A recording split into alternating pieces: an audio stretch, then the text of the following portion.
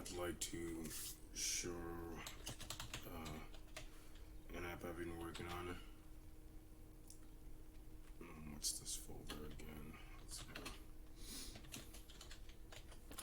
So it's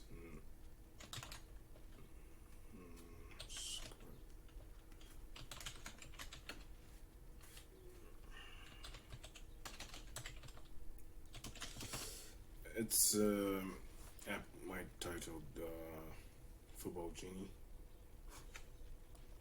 So it works this way. It queries a database, and which I have given it. The database is actually cut off from like a week ago from Live Football. It's an English Premier League database, and I'll show you how it works. It basically takes a natural language query, like who is the youngest player in the league, and returns a value from the database. It's not instant. It connects to GPT-3 and creates a very easy way to query databases. So one thing about it is it has a big room for complexity. For example, I can say who are the top 5 goal scorers under the age of 23. So we're seeing top goal scorers, but still with an age parameter. So there's like a specialized something. You can really Google this because it's already like filtering through a database. Let's see something like list, let's say 10 players with more than, okay, let's say with more than 5 goals. Let's see. And 3 assists. Let's see if the top 10 player in this category.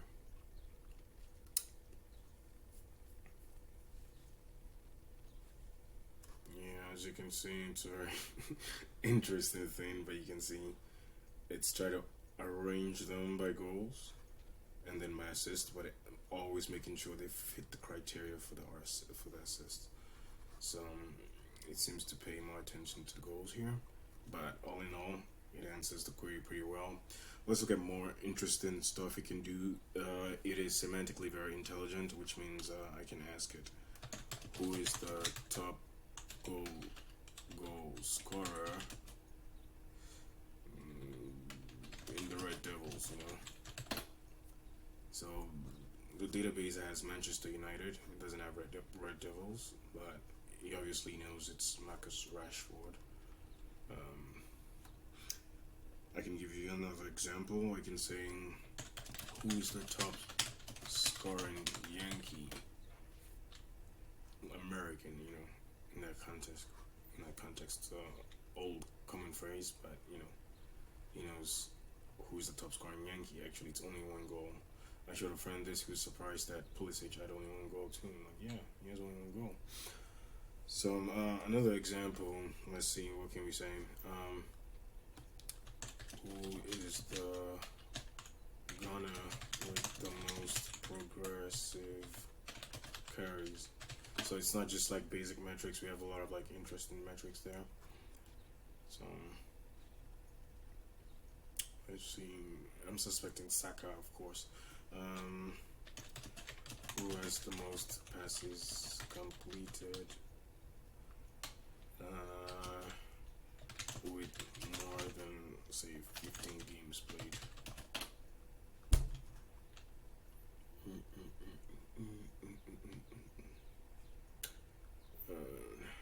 Manuel Akanji. So in the completed passes, he's looking at the passes completed percentage, and he has the best pass completed percentage for someone who's played so much. So let's see who lists the top 10 tacklers in the league. Forwards only. So let's see how the press works. Who are the press masters who tackle from the front? You can see Jacob Ramsey, although he has a midfielder / forward attack tag to it. Most of these players have midfielder slash forward tags, so they're not pure forwards. Interesting if I can make sure it's just a forward. Least top 10 tacklers who are forwards, not midfielders. Now here it gets very interesting. If it could do that, that'd be sick. But I didn't give it any example for that earlier. Let's see. Oh well, yes, we do have it. That's sick. It still brought out some forward defenders, but we have Solly March, we have Bukayo Saka, we have Bobby Reed. So Bukayo Saka is the highest tackling purest forward in the league. As we can see, Solly March obviously played some time in defense, some time in attack.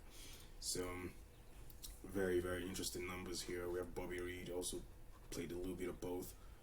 But coming close to those numbers, actually not close, like 10 away from Saka from forward, is Almiron. We have Mitoma. We see Mitoma is quite hardworking. And we're seeing some interesting statistics. You know, strikers get rotated a lot. Let's see which forwards have started the most games. Top 10 forwards with the most games played.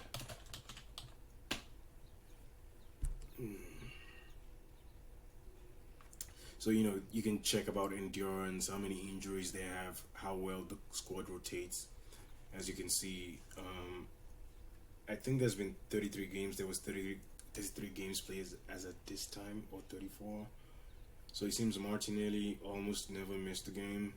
Jordan Ayew, Yonwisa, Mboemo, Bukayo Saka, Iberechi Eze, Emi Buendia. So it has a very, very interesting way you can query your database, and there's a limit to what you can do with it. For now, I mean, you can do charts. For now, I've not set the code up for that, but I think you can do charts. You can do semantic explanations if you want. It could do the same thing in a medical database. It could do the same thing in an oil database. It could do the same thing in financial data. It could probably detect, risks and something anomalies in data. You just have to, show it the way through the data, and it can do it basically. So it's just a way to integrate GPT, GPT-3, GPT-4 AI, and it's not API. It's not about only the API. It could be done with an offline model like the alpaca, the llamas, so you could train your own personal model just to sit on top of your database that doesn't connect to the internet, which basically limits access to information over the web. But also, even in this one, the API never really connects to the database. The API just creates query with knowledge of what the database is like. So that's pretty much it.